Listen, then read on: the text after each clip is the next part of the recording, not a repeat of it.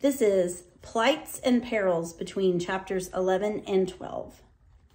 Pie faced many dangers. Sharks stalking him for days, their fins gliding alongside his boat, perhaps waiting for him to fall overboard, perhaps hoping to drive him mad enough to jump in. But the bugs were more likely to drive him crazy. On a windless stretch of water, he encountered a swarm of stinging, buzzing insects so thick the sky was darkened all around him. They hovered and burrowed while he slapped and scratched. By the time a breeze picked up, allowing him to sail away, he was so swollen that he could barely see or breathe. And the welts on his skin oozed and itched for days. One of his moments of greatest peril occurred in the balmy season when the winds could whip up into gale force in minutes. His boat was sturdy and strong and small enough that he could maneuver it quickly, tracking this way and that to steer himself clear of rough waters. But this time it was different. There seemed to be no end to the howling wind and roiling water. Hours turned into days until suddenly he found himself in an eerie calm. The waters were still, too still. The wind had died down so quickly it seemed to have sucked the very breath out of him. He had never experienced such a deathly quiet. Then, as quickly as it had come, the eye of calm was gone. Again, he was blown and battered by the storm. Finally, his strength gave out, and he was swept into the sea. His body floated amid the churning waves, and his mind floated between dream and reality. Was it really a whale that looked him in the eye? He had heard stories of people being swallowed by whales. One voyager even stayed alive for days before being spit out. Did this whale really swim beneath him, keeping him afloat? Would a whale nudge a body safely to shore? Had he really looked into the deep, somber eye of a big white whale? This was the memory Pie was left with when he found himself sprawled on yet another beach, surrounded by mangled driftwoods, weeds, and the carcasses of fish that had not fared as well as he during the storm.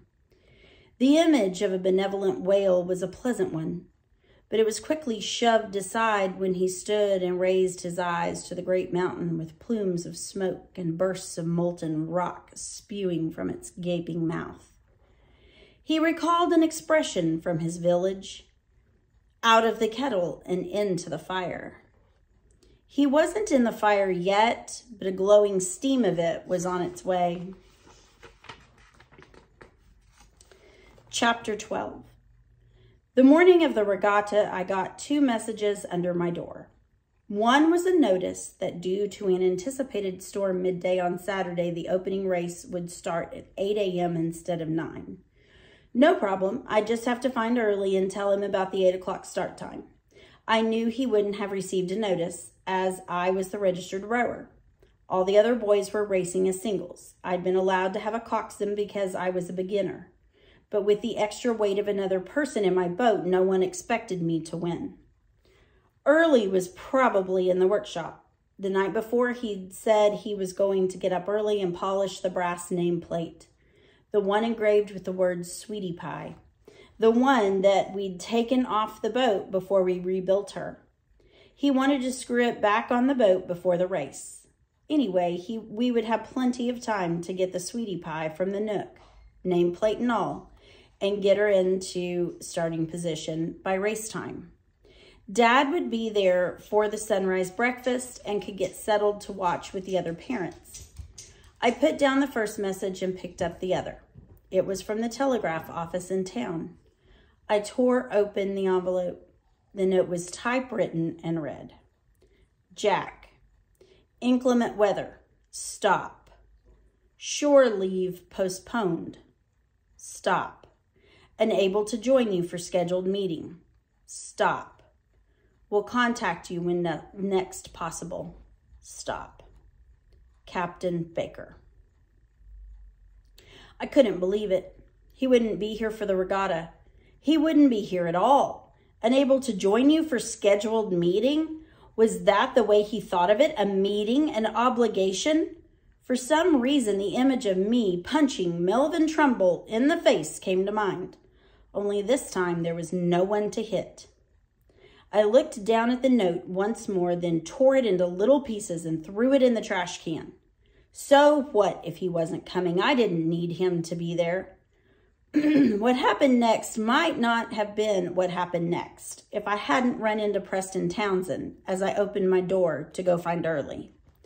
"Hey, Baker, you know they upped the race time to 8 o'clock, right?" "Yeah, I heard." "Good, because I'd hate for you to miss me winning." That wasn't it. That was just the usual banter that goes on before any race. It was what he said next. "And don't forget your babysitter," he called over his shoulder as he went on his way. My jaw clenched. My babysitter? My coxswain? Early? I didn't need him. I could win that race on my own. My arms were strong and ready. My legs felt like they could outpump anyone, and the last few times I'd been on the water, I'd rode straight as an arrow. I could do this all by myself. All by myself. It was at that moment that I decided to do something worse than hit someone in the face. I crumpled the note with the earlier start time in my sweaty fist. Then I ran to the nook and removed the coxswain seat from its place on my boat. 7 boats were lined up in the starting position. Dark clouds lurked in the distance, but for the time being, the bay water was smooth as glass. Proud parents lined the shore, waving blue and white pennants, and all were treated to cups of hot chocolate in anticipation of the opening race. The 8th grade competition would start the regatta, followed by the races of the freshmen, sophomores, juniors, and then seniors. The regatta would end with awards and a big lunch in the cafeteria with sandwiches, clam chowder, biscuits, coleslaw, and blueberry pie. As I lowered myself onto the rowing seat, I felt a twinge of guilt at having ditched Early, but I didn't imagine my father felt too guilty about having ditched me. So I strapped on the leather clogs and took hold of the oars. I knew that Preston Townsend was to my right and that Sam Feeney and Robbie Dean were in the 2 boats to my left, but I stared straight ahead, trying to get my bearings.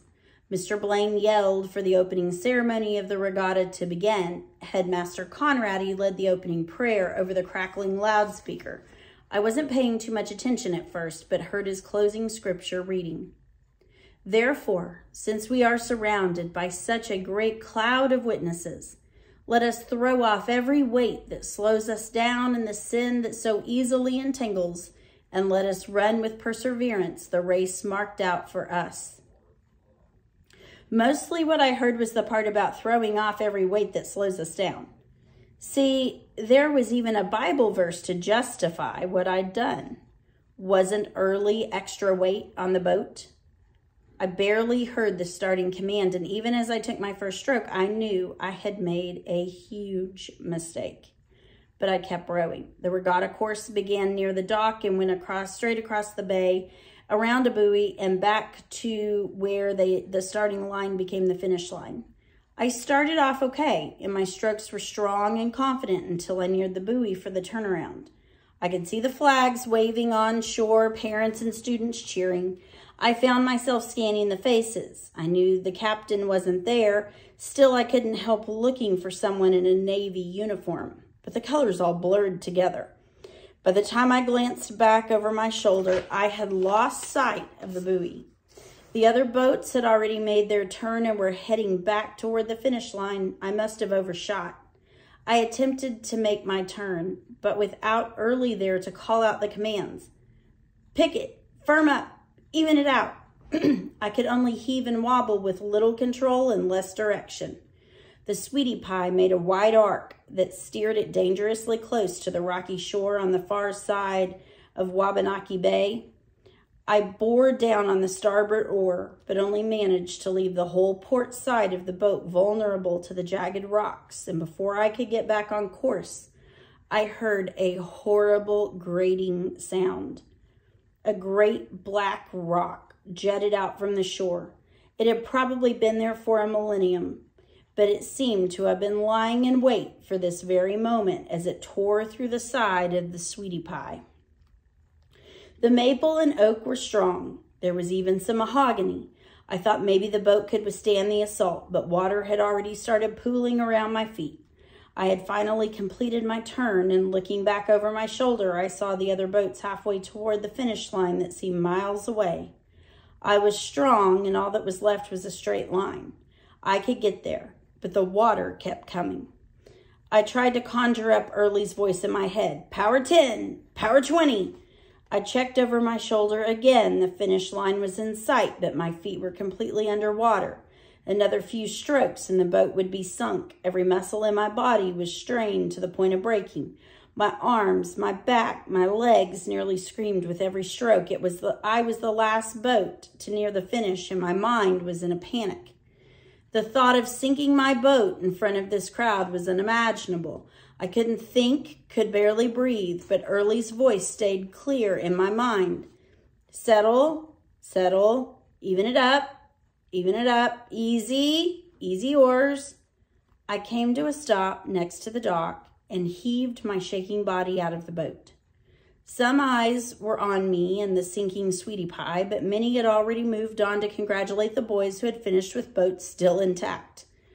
Others were gearing up for the next race. Somehow I'd been saved from an embarrassment beyond recovery. I looked down at my soggy shoes, and on the dock I saw a little brass plate engraved with the words, Sweetie Pie. It was the brass nameplate that Early had polished and planned to put back on the racing boat. Mr. Blaine was on hand to help me pull the ragged boat from the water. Tough race, Baker. We'll work on those turns after break. Looks like the storm's moving fast. You better get packed to go, he said as the sky opened up and the rain sent everyone running for shelter. I nodded but wasn't really listening. I looked around, scanning the faces for just one, Early Audens. Holding the nameplate, rain soaking through my clothes, I realized I hadn't been imagining Early's voice out there in the boat. He had been calling commands to me from the dock, but he was gone. I hung my head knowing that I had hit Early as surely as I had hit Melvin, right in the face. By nightfall, the dormitory was eerily quiet. After the 8th grade race, the storm had moved in, and with the wind whipping and the rain pouring down, everyone had run to the cafeteria for a quick lunch. The suitcases were loaded up and the boys bustled into waiting cars. Kids whose families lived too far away were invited to friends' homes. Sam was going with Robbie Dean to Portland, while Preston was going hunting with his father. Even Mr. Blaine, the faculty dorm monitor, had gone to Boston to visit family and attend the upcoming Fall Math Institute. Someone might have invited me home out of pity if they'd known I was going to be alone, but I was supposed to be going to Portland with my dad. It was dark and cold. I kept the light off in my room as I sat in the window seat, listening to the rain and eating the last of the blueberry pie I brought back from lunch. I pulled my blanket around my shoulders and tried to read the clock, but it was too dark. I knew it was late, probably past 10. As I stared out the window into the moonless night, events of the day swam through my mind, receiving my dad's message. Preston's taunts, removing Early's coxswain seat, the rocks gouging the side of the Sweetie Pie, Early's commands that guided me back to the dock, Mr. Blaine saying tough race, but mostly I remembered the feeling of being lost and unable to determine my course. Staring out the window was like looking into a deep, dark ocean, and I imagined myself floating, drifting with no direction under a starless sky. I hunkered down in the window seat, drowning in my own miserable thoughts. 4 months earlier, I'd been a normal Kansas kid, enjoying my summer vacation, and now here I was with nowhere to call home, at a school with no baseball, unable to row a boat straight. My heart squeezed as I tried not to think of the biggest loss of all. I pushed aside the thoughts of the day. Usually some comforting words of my mom's would come to mind, but just then I couldn't hear her. Instead, the rest of what Mr. Blaine had said floated back to me. Tough race, Baker. Storms moving fast. "You'd better get packed to go." It was the last part. Better get packed to go. Every student had to have signed permission to leave campus, and I'd been checked off to leave. The telegram from my father had arrived that morning, but I was the only one who had read it. During all the hubbub of kids loading up in the rain, Mr. Blaine must have assumed my father had come to collect me, just like all the other parents who had picked up their sons, bustling them off to be with family and friends. No one knew I was still here. I really was adrift. No tether, no anchor. I saw a sudden burst of lightning and my pulse quickened. There was something intoxicating about being completely alone and unaccounted for. I could travel to California or Kentucky or Kansas, and no one would even know I was gone until the following Sunday, when everyone would return to school. Of course, I didn't really know how to get to any of those places. That was the nature of being lost. You had the freedom to go anywhere, but you didn't really know where anywhere was. I thought of the fish and wondered about him in France before he was killed. Was he alone? Was he lost? Was it dark? The darkness outside seemed to tighten its hold on me. Suddenly, being alone didn't feel so intoxicating. It just felt lonely. Again, I strained to find my mother's voice. But there was only the spatter of rain and the deafening darkness. Then I saw a light. It was tiny, insignificant, but I knew from many a game of hide and seek on the open prairie that even the smallest light can shine like a beacon. I peered harder through the window and realized it was coming from the basement of the upper school, Early's workshop. I sat up straight and a wave of relief washed over me. Even though there were no stars to guide me, no landmarks to set a course by, not even my mother's voice to comfort me, I realized I did have some bearings. There were certain things I knew to be true. It was raining, so I knew that Billie Holiday was singing on the record player. I knew Early's workshop was warm and inviting. I knew there were peanut butter sandwiches at the ready, and I knew Early was there. I wasn't alone. I pulled on my slicker raincoat and headed across campus to the workshop.